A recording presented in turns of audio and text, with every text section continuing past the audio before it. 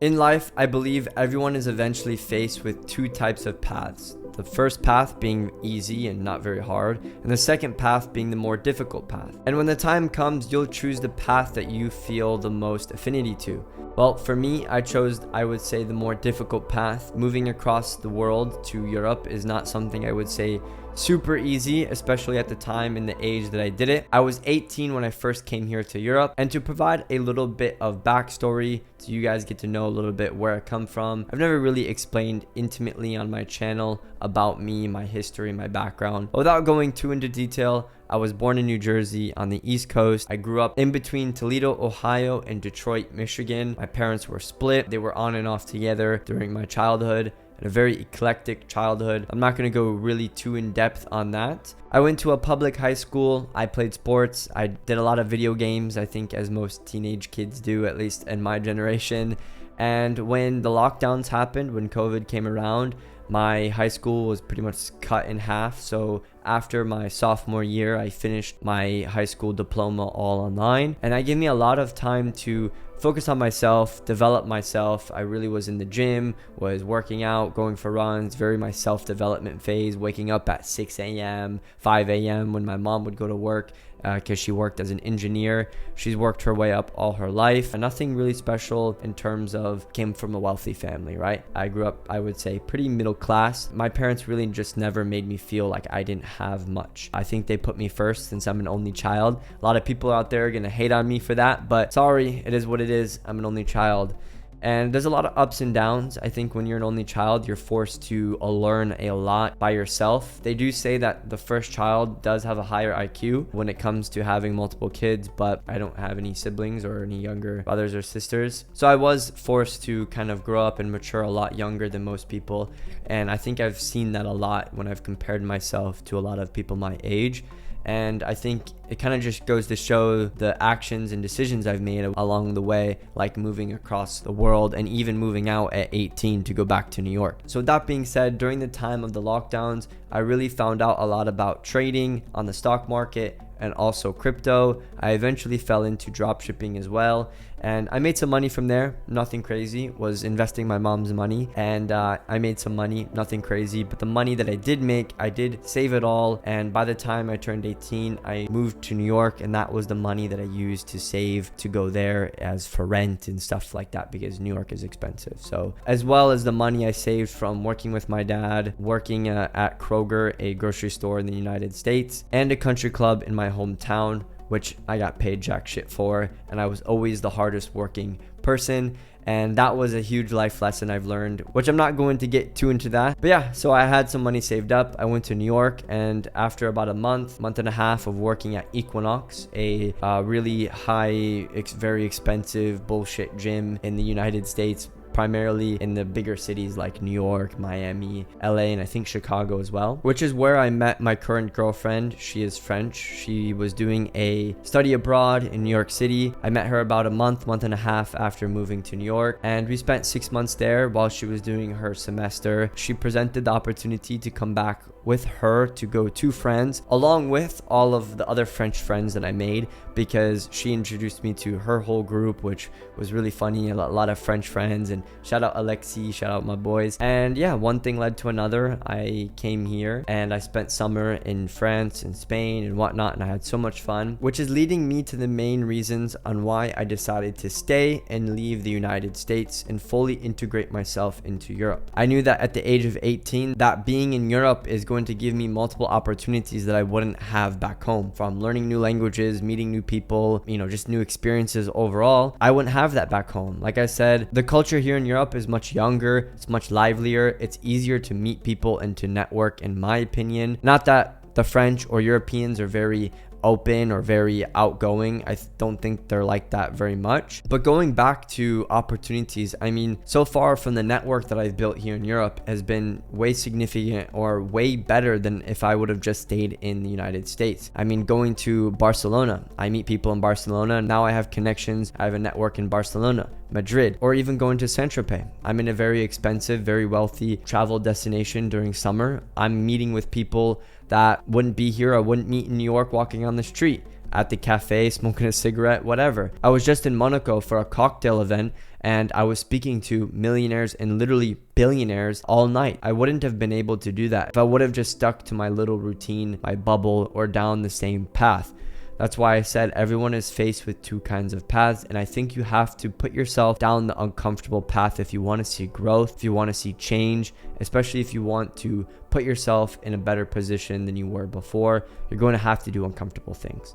And I think coming here to Europe, I've only done uncomfortable stuff. I'm around people who don't speak my native language. I'm forced to learn new languages / learn French or whatever it is, right? I'm forced to be more bold with my actions. I'm forced to do things that I wouldn't have to do, or learn things like taxes and business structures and all this other complicated things that you really wouldn't have to do at 20 or 19 or 21, whatever, right? You learn to grow up a lot faster. I mean, I was in Monaco, I was in Spain, and all the older people I meet, they say you're very mature for your age. And that's something that happens over time. You definitely can speed up that process of maturing and getting more life experience the more you take yourself down the uncomfortable path. So that is just something that I saw in myself, and something that I wanted to capitalize on was growth. I've always been growth oriented and wanting to better myself, and staying here in Europe and coming here has led me to do that. I think so far I've kind of done well. I've shaped into a better person than I was before, even though I was only 19, 18, whatever. I can tell you guys all these things and whatnot, but you guys won't be able to experience that until you actually go through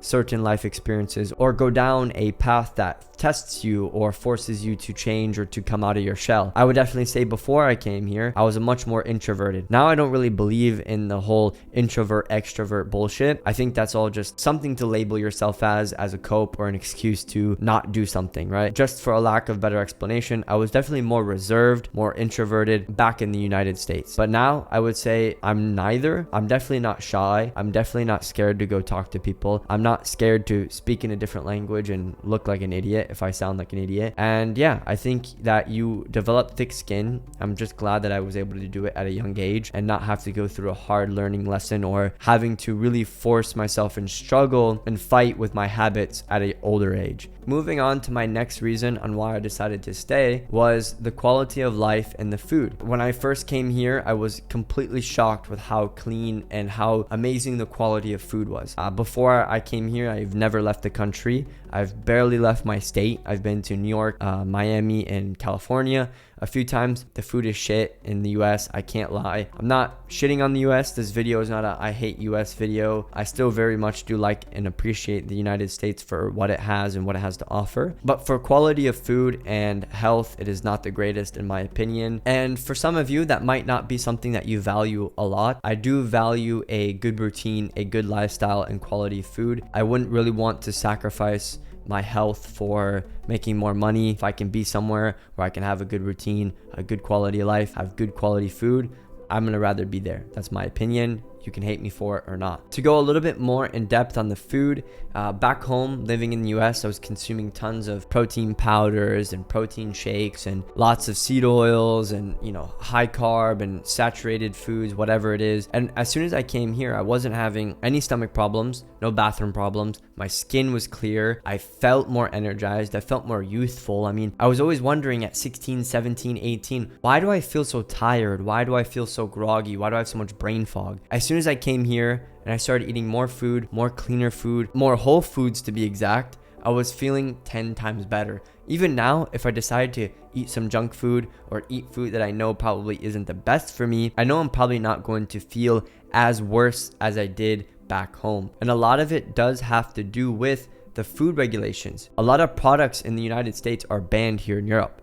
And so you're not going to be able to find like Fruity Pebbles and all this bullshit. For me, my life, I like to keep it very simple. I eat fruit, meat, and fish. That's pretty much it. Some carb, some pasta, some rice. That's pretty much it. When I go grocery shopping, I go to the nice organic stores that are even cheaper than the regular grocery stores back home. So that is something that I really like about being here. I feel better. I'm more active. The weather is nicer. The climate's better, especially where I am here in the south of France. Not saying this is where I'm going to be here forever. I do really like it here. I'm not saying that the French are perfect, especially what's going on right now at the time of this recording. The Olympics is going on. It's kind of a shit show. I feel better, and that's something that I wouldn't trade up to go anywhere else. Another reason that attracted me to stay here in Europe is the lifestyle. I can't lie that it is awesome to be able to drive 3 hours to go to Barcelona from here where I am now, or to take the train and go 3 hours and get to Paris, or take an hour flight and go to Madrid or go to Milan or whatever it is. The ease of access and the lifestyle quality is just insane here.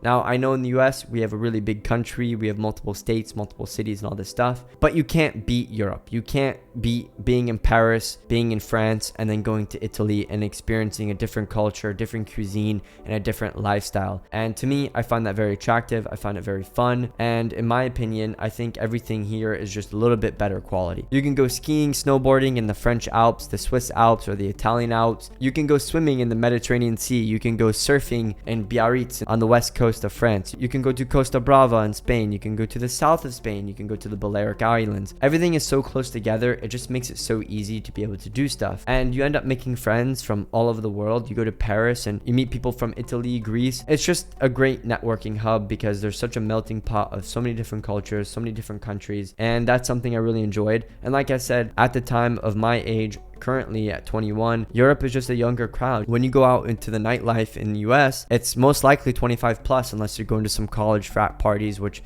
can be like 21, 22. It's not something that I very much enjoy compared to being here. So lifestyle is something that I really, consider and take into a factor. Some people really don't care, and that's up to them. But me, I like being able to live a good life and do things that I enjoy. I like being able to drive 30 minutes and go swim in the Mediterranean Sea. I like being able to take a 3-hour train and go snowboard in the French Alps. To me, I think that's super cool. Speaking of all these different cultures and countries, another thing that I thought would be very interesting to pursue was multiple residencies. Growing up, I knew I've always wanted to live in Europe, or I wanted to travel the world, and having multiple residencies makes that much easier. If you are an American and you want to come to Europe, you're limited to 90 days unless you come here on some special visa, which isn't always convenient to get. That was just always something that I found intriguing, to have multiple residencies, multiple passports, and not tying yourself down to one place in case something happens, or if you need to go somewhere, or having access to resources in different countries.